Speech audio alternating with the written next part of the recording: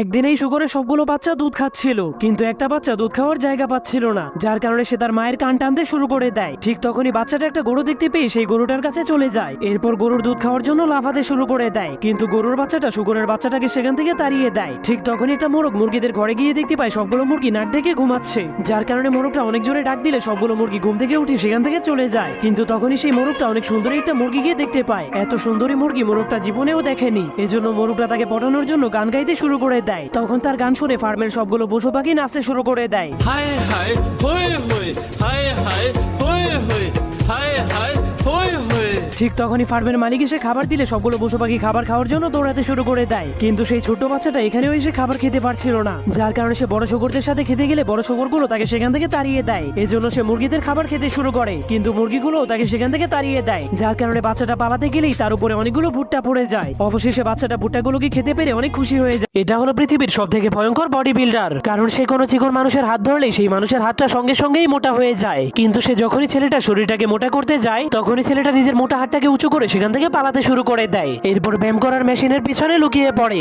তখন ছেলেটা অনেক ভয় পেয়ে কাঁপতে শুরু করে দেয়, যার কারণে তার হাতটা ফুলে বেলুনের মতো অনেক মোটা হয়ে যায়। এজন্য ছেলেটা আরো ভয় পেয়ে যায়। কিন্তু তখন সেই বডি বিল্ডার তাকে খুঁজে বের করে তার কাছে চলে আসে। এরপর তাকে ভয় পেতে মানা করে। তখন মাসলম্যান ছেলেটার কাঁধে হাত দিলেই তার কাঁধটাও ধীরে ধীরে মোটা হতে শুরু করে দেয়, যার কারণে তার উপরের বডি অনেক ভারী হয়ে যাওয়ার কারণে সে নিচে পড়ে যায়। ঠিক তখনই মাসলম্যান তাকে তার পা ধরে উঁচু করে ফেলে। এরপর তাকে বডি বিল্ডার বানিয়ে দেওয়ার কথা দেয়, কিন্তু সে ছেলেটার পেটে টাচ করলেই ছেলেটার সিক্স প্যাক অ্যাপস বেরিয়ে আসে। কিছুক্ষণের মধ্যেই ছেলেটার পুরো বডিটাই ফুলে যায়, যার ফলে ছেলেটা অনেক বড় একটা মনস্টারে পরিণত হয়ে যায়। আপনি কি বডি বিল্ডারদেরকে পছন্দ করেন কিনা যাওয়ার আগে অবশ্যই কমেন্ট করে দিন। এটা হলো পৃথিবীর সব থেকে লোভী রাজা, কারণ সে পৃথিবীর সকল রাজাদের মাথার মুকুট চুরি করে নিত।